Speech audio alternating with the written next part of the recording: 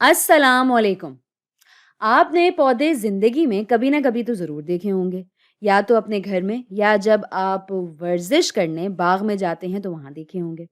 आपने देखा होगा कि इसके कुछ हिस्से कैसे मुड़े हुए होते हैं आपस में भी और वैसे भी, मुख्तलिफ डायरेक्शंस या मुख्तलिफ सिमतों में। और अगर आप करीब से मुशाहिदा करें तो आप देखेंगे कि अमूमन पौधा सूरज की रोशनी की तरफ मुड़ रहा होता है। और हम इस वीडियो में इसी रुझान या फिनोमिनन के बारे में पढ़ेंगे। तो आम तौर पर जब हम किसी भी ऑर्गेनिज्म के मुड़ने या सिम्त बदलने के बारे में बात करते हैं, किसी भी बाहरी स्टिमुलस की वजह से, हम इसको ट्रॉपिज्म कहते हैं।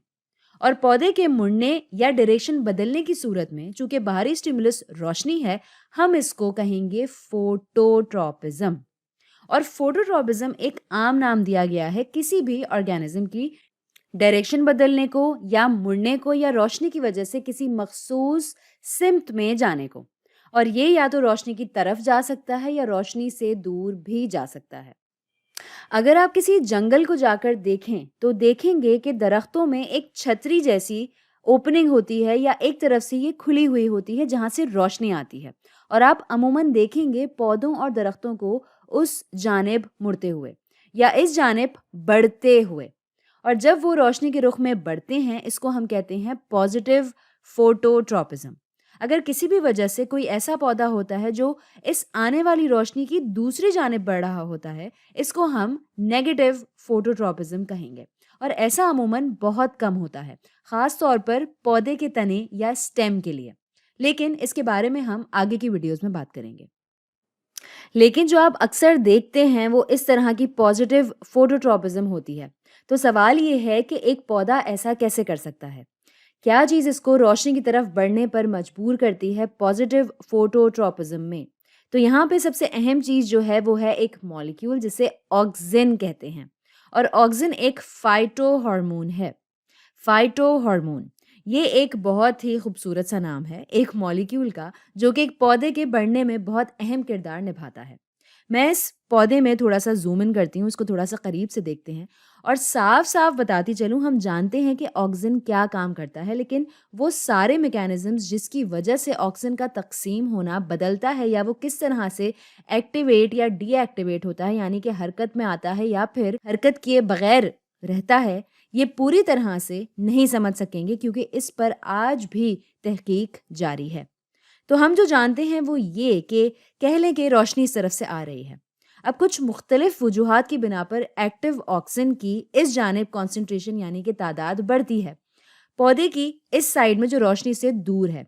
इस वाली मिसाल में चूंकि रोशनी बाएं तरफ से आ रही है तो ज्यादा ऑक्सिन दाएं तरफ होंगे बनिस्बत बाएं तरफ के।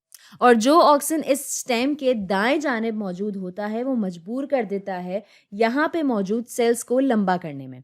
तो अगर मैं इस वाले हिस्से को थोड़ा और करीब से देखूं, फर्ज करें कि इस तरफ ये सेल्स हैं और इस तरफ ये दूसरे सेल्स हैं। और अब अगर हमारे पास ज्यादा ऑक्सिन है, ज्यादा ये वाला फाइटो हार्मोन है दाएं जानिब यहाँ पर बनिस्बत बाएं जानिब के, हम जानते हैं कि ये सेल की दीवारों को मजीद तोड़ देता है और इस वजह से सेल्स को इजाज़त मिल जाती है कि वो थोड़ा और खिंच जाएं या थोड़ा और लंबे हो जाएं। और अब होगा ये कि सीधे हाथ पे मौजूद सेल्स लंबे होंगे इस ऑक्सिन की वजह से, क्योंकि इनमें ज़्यादा ऑक्सिन होगा और इसलिए बनिस्बत के इन सेल्स की जो बाएं जानिब मौजूद हैं, और चूंकि यहाँ पे कॉन्सेंट्रेशन ज़्यादा है एक्टिव ऑक्सिन की, तो ये लंबे होंगे। और अगर दाएं जानिब ज़्यादा लंबी होंगी बाएं जानिब से, तो होगा ये कि ये पौधा बाएं जानिब मुड़ना शुरू कर देगा। वो कुछ इस तरह से मुड़ेगा, और वो इसलिए क्योंकि दाएं तरफ बाएं तरफ से ज़्यादा लंबी हो गई है।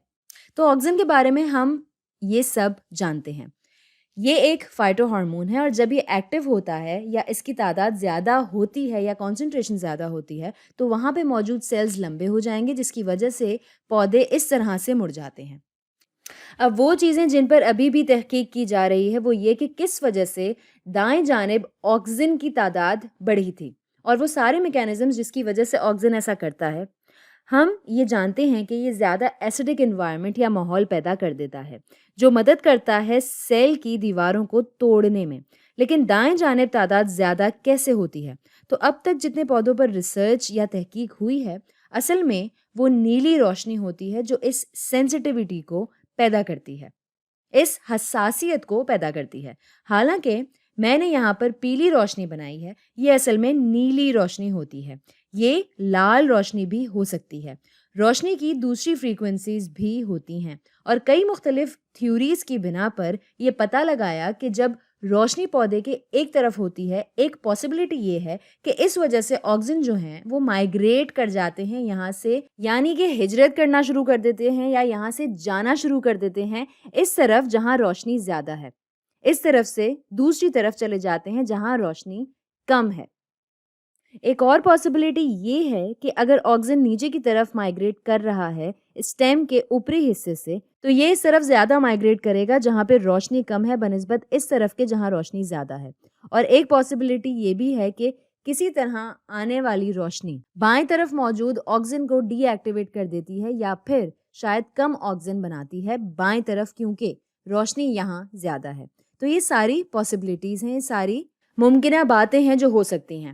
اور سائنس کے بارے میں یہی دلچسپ بات ہے کہ یہاں ہمیشہ کچھ نیا سیکھنے کو ملتا ہے، لیکن ہم جو بات جانتے ہیں وہ یہ کہ اس طرح کی پازیٹیو فوٹوٹراپزم جو آپ عموماً جنگلوں میں یا اپنے گھر کے پودوں میں بھی دیکھیں گے، اس میں سب سے اہم کردار ہوتا ہے آکسیجن کا، اور اسی آکسیجن کا تقسیم ہونا آنے والی روشنی کی وجہ سے، اور اس آکسیجن کی تعداد کا بڑھنا اس جانب جہاں روشنی کم ہوتی ہے جب آپ کے پاس پازیٹیو فوٹوٹراپزم ہوتی ہے۔ اب یہ جو تصویر ہے دیکھنے میں لگے گا کہ یہ فوٹوٹراپزم ہے، لیکن اصل میں یہ ایک میوٹنٹ پودا ہے جس میں آکسیجن کی کمی پائی جا رہی ہے، اور اسی وجہ سے یہ مختلف ڈائریکشن یا سمت میں بڑھ رہا ہے۔ تو آج کے لیے اتنا ہی۔